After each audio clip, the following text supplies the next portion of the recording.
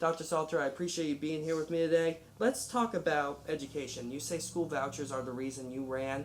Your opponent in this race, State Representative Cody Harris, has switched his position on school vouchers. He was previously against them, now he's for them.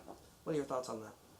Well, that's the entire reason I entered the race. I wasn't going to until Cody changed his stance. Now, there's plenty of things that I don't agree with Cody on. There were a few things that I did agree as far as his legislative tenure, but the vouchers were the preeminent reason for me not to just sit on the sidelines.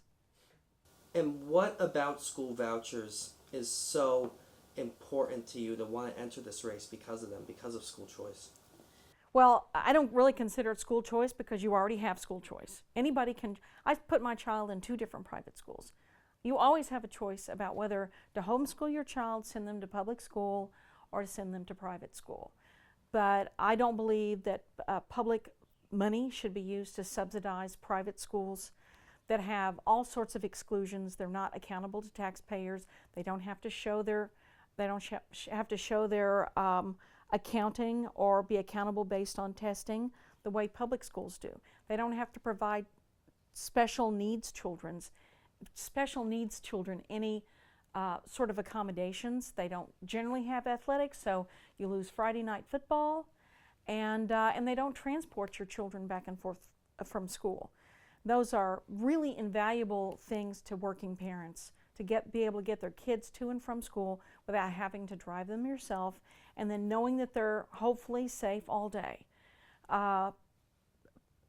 Vouchers will take money away from our already badly underfunded schools.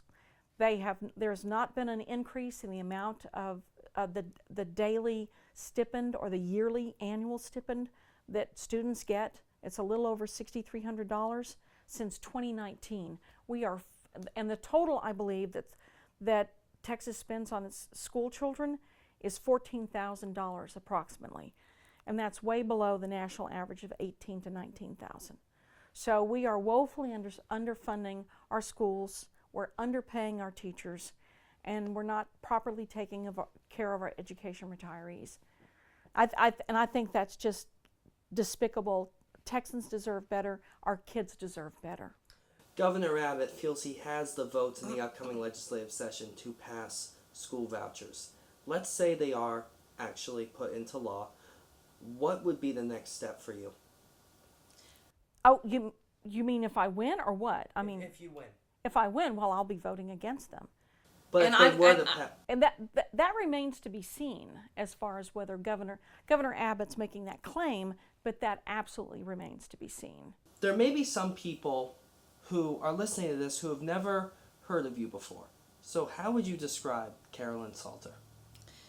Well, I'm a practicing rural East Texas physician who cares very much about the public health of East Texas, and I'm a former mayor, so I have a lot of insight into how community government works. And I'm a good listener. I pay attention to what people around me think, and I'm very accessible. I was during my mayorship to people, and I will continue to do that. So I think I'm a good leader because I listen to people, I anticipate needs, and I try really hard to be responsive to the people around me. Let's say you are elected to Austin. What would be your single biggest legislative priority? Well, it would be to honor the Texas Constitution in making sure that Texas public schools are fully funded and there's no diversion of tax money anywhere else except of Texas public schools. You feel school vouchers would be going against the Texas Constitution? The Texas Constitution requires the state government fully fund public schools. Okay. Well, let's go off of another central component of your campaign. It's my understanding you're really supportive of Medicaid expansion. Mm-hmm. In what ways would you like to see Medicaid expanded here in East Texas if you're elected? Well, Medicaid has already been removed from a lot of people, and that causes tremendous hardship. It forces people to avoid care, not get their prescriptions filled, have to pick between getting food or getting medicine. It keeps people away from emergency rooms, and it hurts rural hospitals when they actually have to provide at least stabilizing care. So if people who go into the hospital for emergency services or an acute illness don't have insurance, then the hospital very often has to just write off that bill, and that can cause rural hospitals to close. So how would you seek to alleviate that if elected? Well, I think we need to expand Medicaid the way many other states have. Even Republican-led states have expanded Medicaid in order to help their rural hospitals. Texas has the highest number of rural hospital closures since 2012. So we don't need to continue that. You know, if you don't have good public schools and you don't have if you don't have a decent hospital, it's very difficult to get really strong economic development in a community or a county. How would you go about paying for Medicaid and expansion of it? Well, the vast majority of it's paid for by the federal government already. Is there a specific, because if you were to expand it, it could take funds away. Some people may say it will take funds away from certain parts of the government. Is there a specific sector of the government you think you'd want to see those funds reallocated to an expansion of Medicaid? Well, I think you have to look at the cost to the community of not having rural hospitals fully funded and staffed. You know, the cost to the public health if you don't do that. I mean, there's not like a trade-off between making sure rural hospitals and the public at large gets health care it needs and something else. I mean, it's not like we're going to pick, well, it's not like people have to pick between drugs and food. You know, we have the resources to do both, and we should do both. And the vast majority of that money comes from the federal government. Yes, there is maybe a time when more of it will come from the state, but we have an obligation to our population to make sure that we have access to hospitals. We have access to labor and delivery services in our communities. And hospitals are required to take care of people when they show up at the emergency room for at least stabilizing care. I mean, who should be paying for that? So I think it's a governmental function to pay for people in times of acute need, like when they go into the hospital for a heart attack or an accident. So that's my feeling about it. You know, let's expand further into your platform. You've said that the state's greatest challenge over the next decade will be balancing economic growth while keeping a healthy environment. How exactly would you plan on doing that if elected? Well, I think we need to actually have our regulatory agencies regulate, but most of those are executive functions, they're not legislative functions. So we need to have the Texas Railroad Commission and the TCRQ, I believe that the Texas Natural Resources Commission, that they need to actually do their job and make sure our air, our water, our groundwater, the pollutants put into our air are regulated at a proper level. And we have the biggest methane emitters in the world here, and so that makes our air dirty and increases the risk of childhood asthma and accelerates all sorts of problems with the elderly who have emphysema and already have problems with breathing. Do you feel like this is mostly a federal issue, or you think there is stuff that can be done at the state level regarding that? Well, a lot of the regulatory actions are taken care of at the state level with the Texas Resource Commission and with the Railroad Commission. The Railroad Commission regulates a lot of these emissions, and they regulate discharges from wells and pipeline and I'm saying oil wells and pipeline and fracking and all that. They regulate the pollution from that, and most of the times they just don't do that much. You allude to energy in that answer. Let's talk more about your energy platform. Where would you say you stand on different forms of energy here in Texas? Well, I mean, we already have pretty diverse energy here. We're one of the #1 wind producers. We have like a lot of opportunity to capture solar. The last big freeze that we had, it was solar and wind that actually kept us going more than gas, natural gas. A lot of the natural gas problems were due to cold weather. Hopefully, they were supposed to be, what is it called, winterized, but I don't know if that actually happened or not. So we need to avail ourselves of every possibility to reduce the cost to the consumer and be responsible in producing energy. So if you had your choice, would you like to see oil and gas expanded more, nuclear expanded more, solar expanded more, or is it sort of an all the above approach in your view? Well, I think with the climate crisis, I do not believe is imaginary. We're seeing 2 back-to-back hurricanes. It's 93 degrees here in the first part of October. That's not usual. We can expect hotter and hotter years. I mean, we had like the worst. Climate change is not weather. That's a warming overall of the global biosphere because of excess carbon dioxide. And we know that it's probably baked in now to continue to increase. So I think it's irresponsible to not reduce carbon emissions. So I've had 2 electric cars so far. I have one now that I use primarily. I also have a hybrid that I use. And I think that it's going to be imperative that we move to a more responsible energy consumption. And that's not going to mean we frack and drill baby drill. We can't do that anymore. So do you want to see a reduction in the oil and gas industry, the amount that produces here in Texas? Well, we're going to see that anyway because it's going to eventually run out. So that's baked in. How quickly would you like to see that happen? Well, I can't really answer that question. I'm not an oil and gas expert. I just do think that we need to make sure that we do all the carbon capture we can. I do know there's some controversy about carbon capture over in West Texas now, but I don't know. That's a federal issue, and I don't know about that specifically, but we do have to make sure that we reduce our CO2 emissions, and we needed to do it yesterday. I'm not sure what's going to happen with the planet at this point. We're going to see what happens in Florida, and I just wonder how many more hurricanes we can tolerate back to back.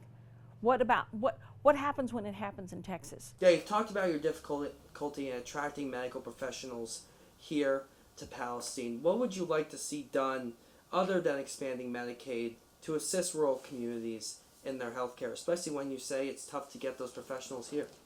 Well, expanding Medicaid helps hospitals more than individual people, individual clinicians. And I don't like calling them providers. They're clinicians. I don't know what providers even means. But having more physicians graduate into East Texas from the UT Medical School is going to help tremendously, because people are going to tend to settle where they go to school.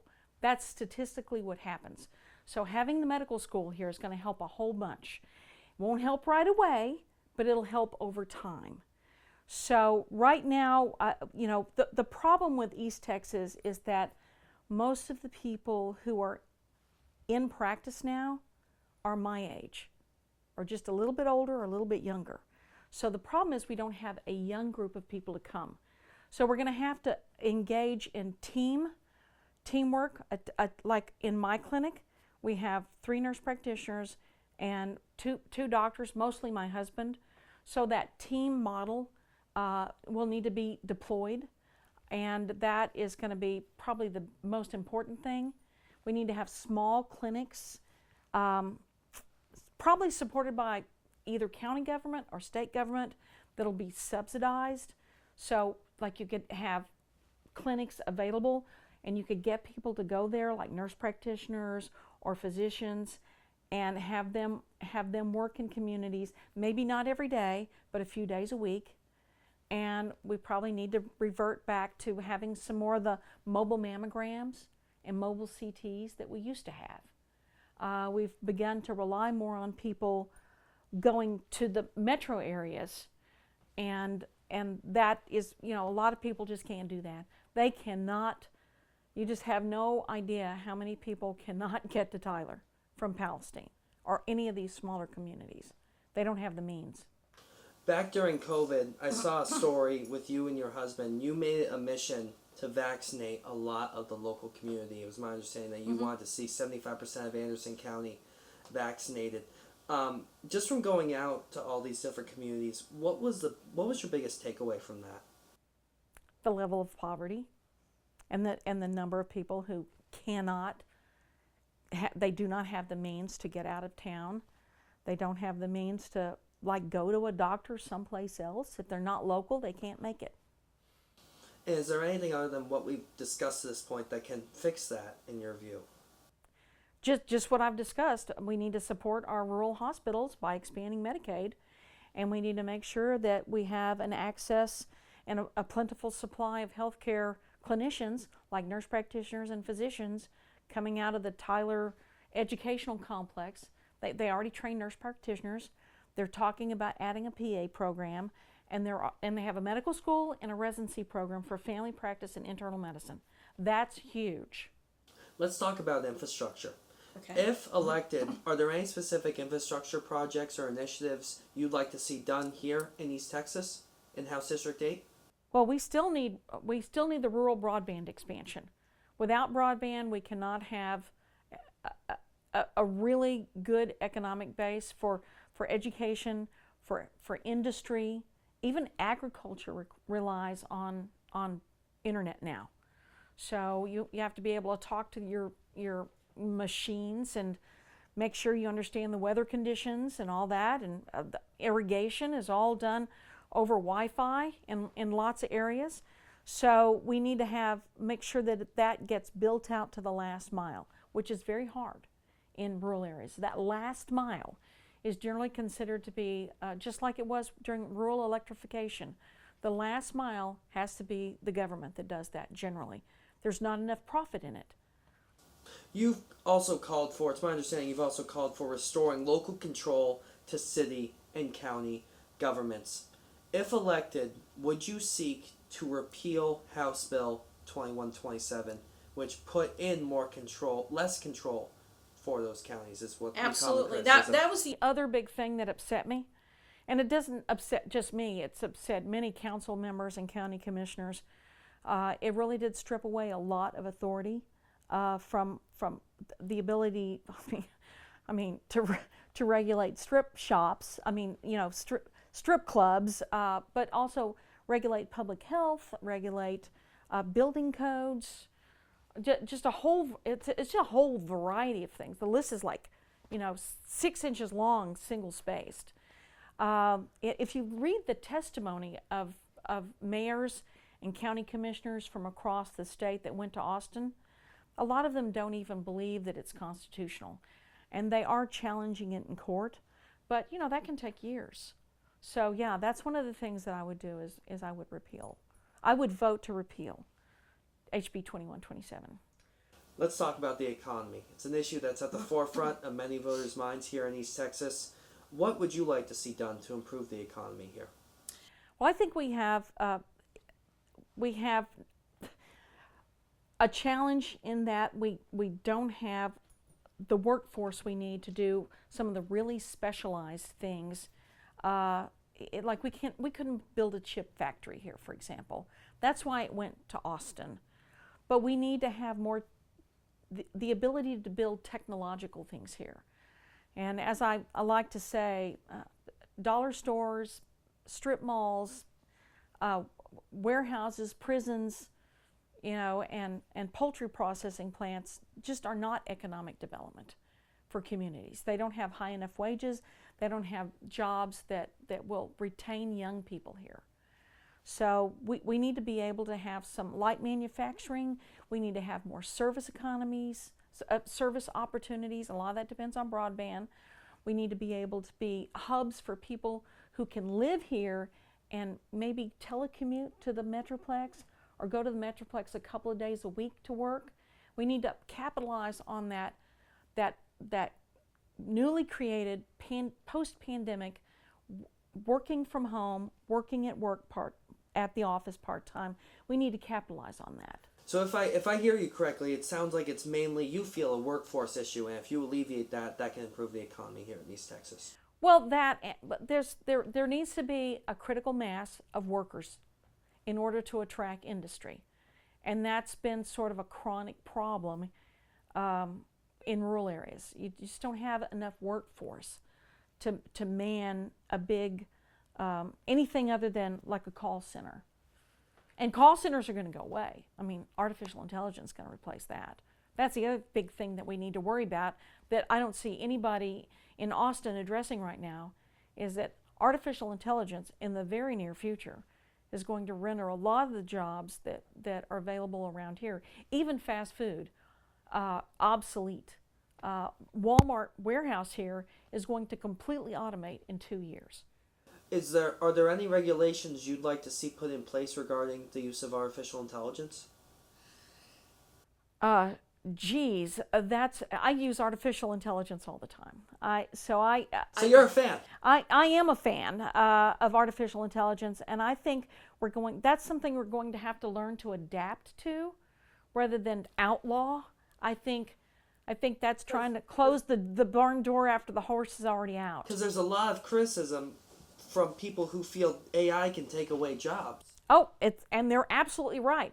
It not only can, it will, for sure. So, but I think that is more of a federal issue, and they're wrestling with that right now.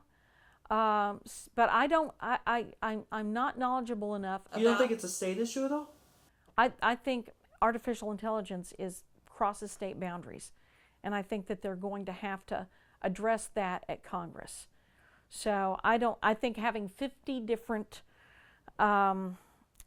regulations on artificial intelligence would be completely unworkable. So I think we need to look to the federal government to regulate AI. But as far as its individual industry effect on labor, there are things that we can maybe do here. But right now, it's going to demand a lot of study, and so I don't really know what to do to make it better for people. But I suspect that in the long run, that it's going to make our lives better and not worse. Of course, it could kill us all, but I mean that's what some of the people who were like Elon Musk thinks it could be the end of the world. A lot of people think that. But right now, it's not about to cause a Terminator effect. So let's just see if we can't be smart and be wise. Let's talk about another issue on the forefront of many voters' minds, which is illegal immigration. Would you say the southern border is or is not secure? Why or why not? Well, I have family that lives in El Paso. We go to the border to see what's happening every time. I've crossed the border a few times. I've never been able to just walk across the border without anybody stopping me. So, and we've seen when we drive up to the border patrol comes up to us within 30 seconds and go, "What are you doing here? We don't want you in this area. So leave." So I've never seen. I mean, I know that people can get across the border illegally, but it's not. I don't see. Look at immigrants as anything but the building blocks of this country. I do not want to see people come here illegally, and if they do, and they have no claim to be here, they should be deported.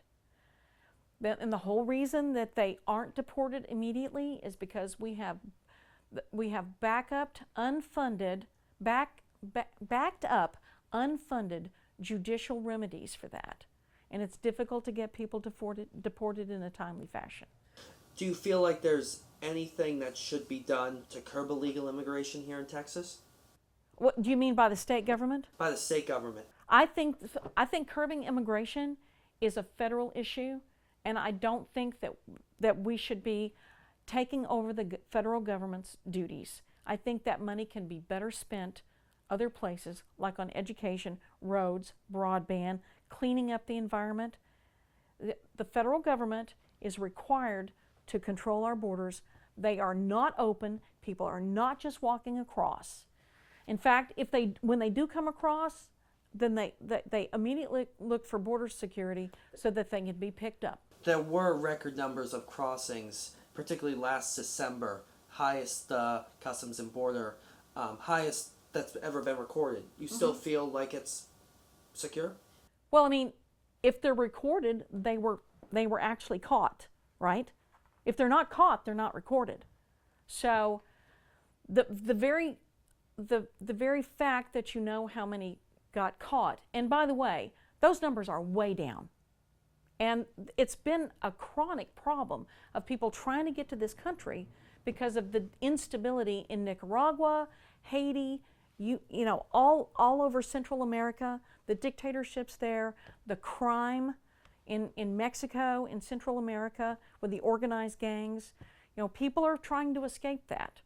And I understand that. I mean, if I lived there, I was born there, I'd probably be trying to get here too. But it's not, I don't think it's something that we have to be afraid of. We need to have reasonable, smart border policies. And we had a bipartisan bill in Congress that most of the Republicans that are in Congress and the Senate voted against. So we had the opportunity to have a resolution that was a Republican bill, and they said no. Let's talk about, I want to go back to education a little bit, because there was a bill that was recently put into the Texas legislature that, if my understanding is correct, would have put the 10 Commandments in every classroom. A similar bill passed in Louisiana that goes into effect next year. What role, if any, should religion play in public education here in Texas?